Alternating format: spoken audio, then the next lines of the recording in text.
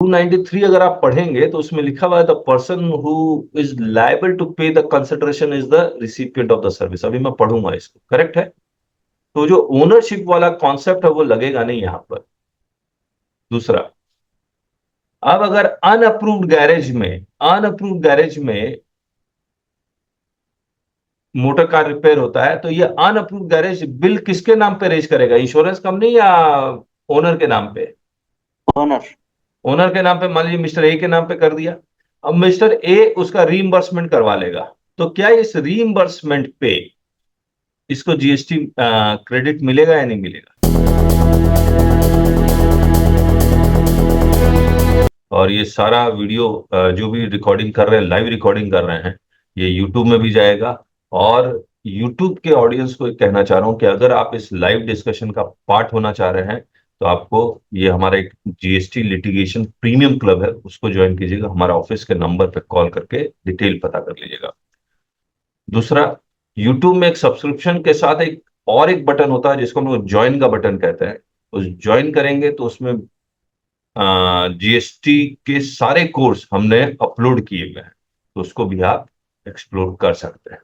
तो आइए, अब प्रॉफिट ऑन लॉस अकाउंट में अगर हम लोग जाएं, इसको प्रॉफिट ऑन लॉस अकाउंट में यहाँ प्रीमियम है और ये इस पे जीएसटी इंश्योरेंस कंपनी देती है। और ये प्रीमियम लिया क्यों है? क्योंकि अगर मोटर व्हीकल में कोई डैमेज हो या कुछ और हो, खराब हो, एक्सीडेंटल केस हो, तो वो उसका रिपेयर करवा के देगी या पार्ट रिप्लेस करवा के देगी, ये सब करवा के देगी। अब ये हो, अब मुझे एक बात बताइए, तो होता कैसे ये काम करता है? ये गाड़ी, मोटर व्हीकल एक्सीडेंट हो गया, अब ये गैरेज में जाएगी। गैरेज दो तरह के, या तो इंश्योरेंस क्लेम का अप्रूव्ड गैरेज होगा तो कैशलेस होगा। अप्रूव्ड गैरेज, अगर अप्रूव्ड गैरेज है तो बताइए, यहां पर गाड़ी का 1 लाख रुपए का खर्चा आया, 1 लाख रुपए का बिल वो किसके ऊपर रेज करेगा? 1 लाख रुपए का बिल वो किसके ऊपर रेज करेगा? इंश्योरेंस इंश्योरेंस कंपनी के कंपनी। ऊपर या ओनर के ऊपर? Insurance company. इंश्योरेंस कंपनी के ऊपर। अब ये जो 1 लाख रुपए का इंश्योरेंस कंपनी के ऊपर बिल रेज करता है, तो मुझे एक बात बताइए, अब प्रॉफिट और लॉस अकाउंट में ये मोटर व्हीकल एक्सपेंसेस के नाम पे यहां लिख देगा। वो बिल आया है, मान लीजिए 100 + 18 = 118, क्या ये 18 रुपए का क्रेडिट क्लेम कर पाएगा या नहीं कर पाएगा? यस और नो? यस। आप सोच के देखिएगा। मोटर किसका? मिस्टर ए का। गैरेज तो अप्रूव है। इंश्योरेंस कंपनी के नाम पे 100 + 18 = 118। क्या इंश्योरेंस कंपनी इस 18 रुपया क्रेडिट क्लेम कर पाएगी? जबकि मोटर इंश्योरेंस कंपनी की नहीं है, motor is of mister A, he is not the owner.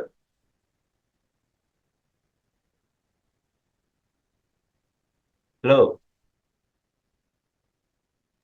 Sir इसका बिजनेस ही इंश्योरेंस है ना। हाँ, बिजनेस है, इंश्योरेंस है। तो कर सकते हैं। Even if he is not the owner. हाँ। Okay.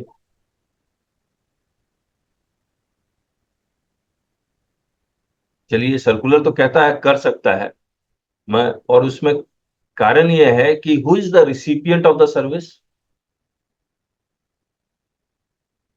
Who is the recipient of service?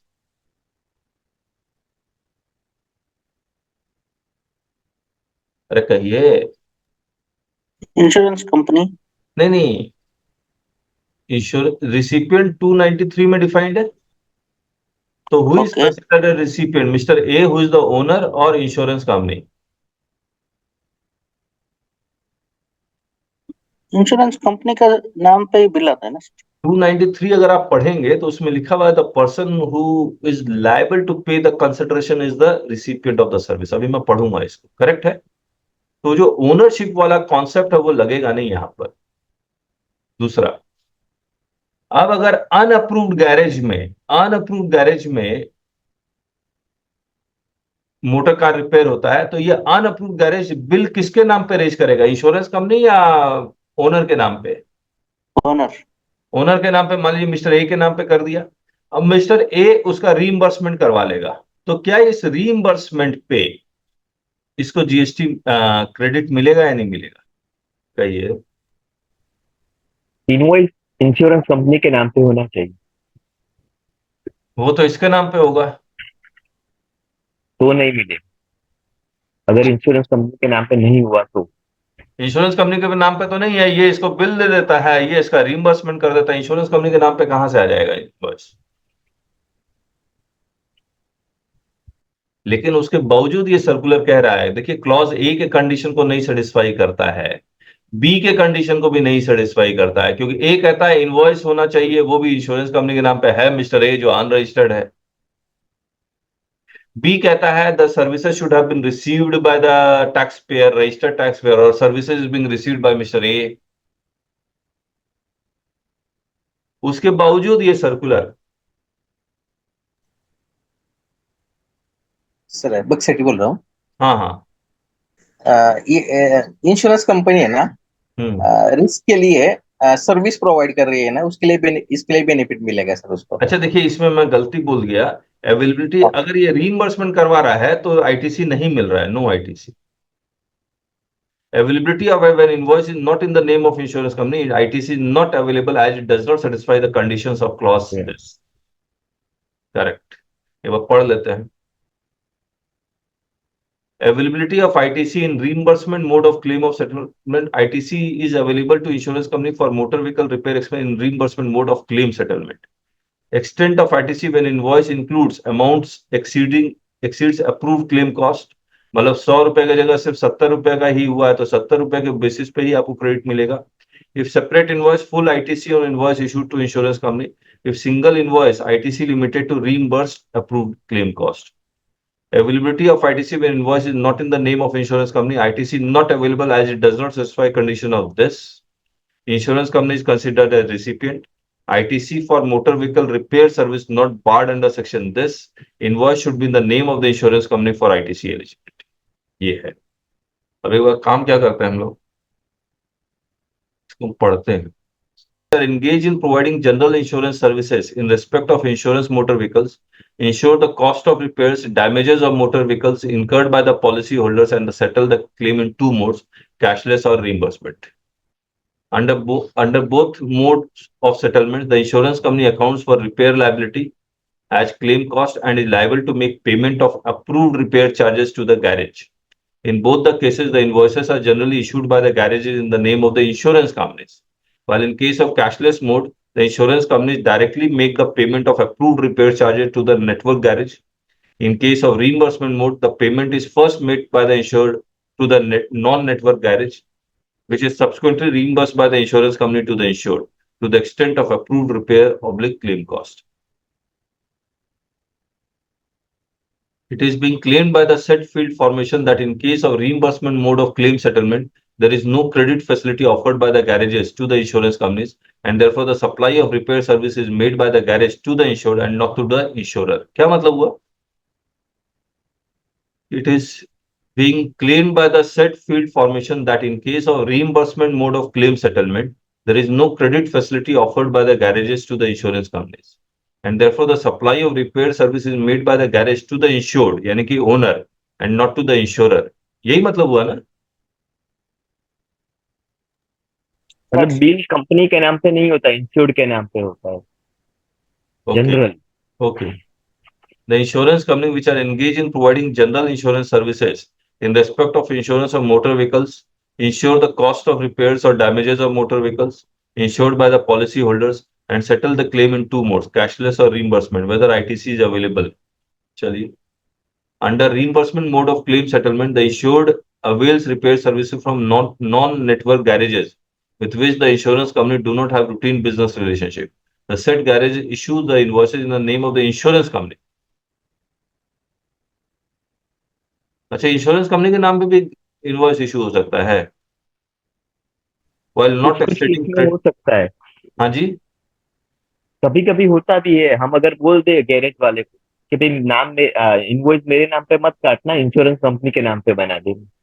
अच्छा, while not extending credit facility for the repair cost, accordingly the policy holder or insurer makes payment of such repair service and subsequently the insurance company reimburses the approved claim cost to the insured.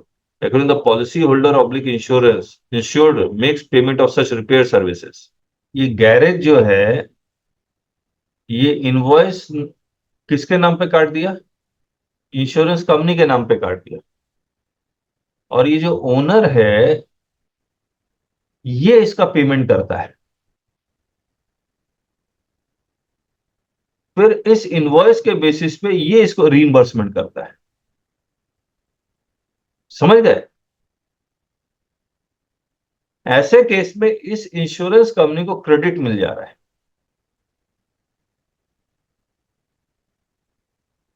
ठीक है ना जितेंद्र जी?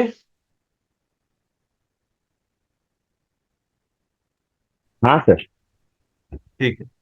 Section 17, Subsection 5 of CGST provides that ITC in respect of services of repair of motor vehicles shall be available where received by taxable person engaged in the supply of general insurance service in respect of motor vehicle insured by him. तो यहां पर अगर हम लोग ये लिखें garage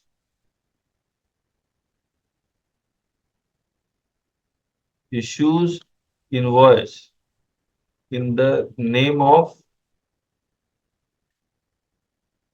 insurance companies. Second, repair expenses first paid by owner of vehicle, subsequently insurance company reimburses the amount to owner of vehicle.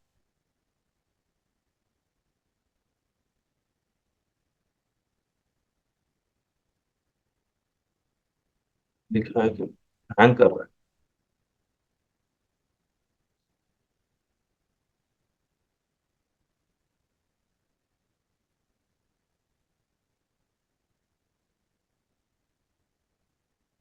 Hang कर गया।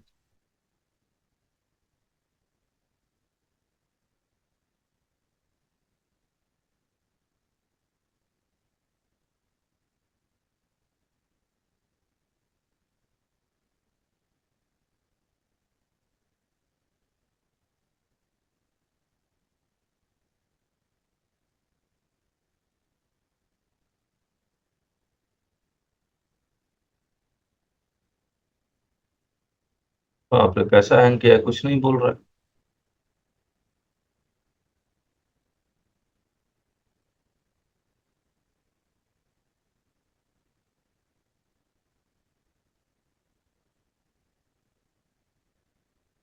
हाँ अब हो गया।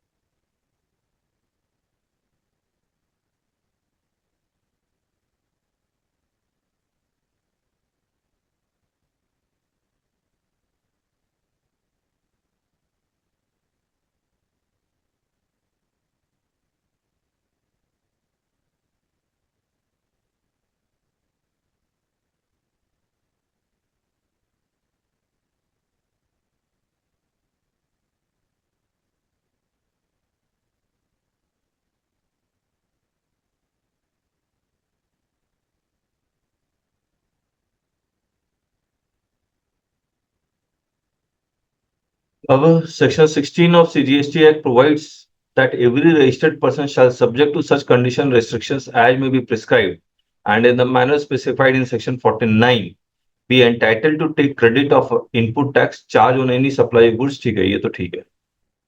For the recipient of supply of goods or services both as the person who is liable to pay the consideration where such consideration payable for the said supply of goods or services or both. तो अब billing इसके नाम पे होगा insurance company, therefore insurance company liable to pay, और इसीलिए उसको credit मिल जा रहा है. Moreover 231 consideration includes any payment made to or to be made in relation to the supply of goods or service whether by the recipient or by any other person. Now this is important. In reimbursement mode of claim settlement, the payment is made by insurance company for the approved cost of repair services through reimbursement to the insured. Further, irrespective of the fact that the payment of the repair services to the garage is first made by the insured, yani ki owner, which is then reimbursed by the insurance company to the insured to the extent of approved claim cost.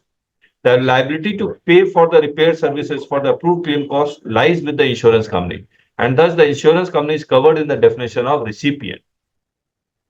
Because of that contract, the insurance company is liable to pay for the repair costs in respect of the said supply of services of vehicle repair provided by the garage.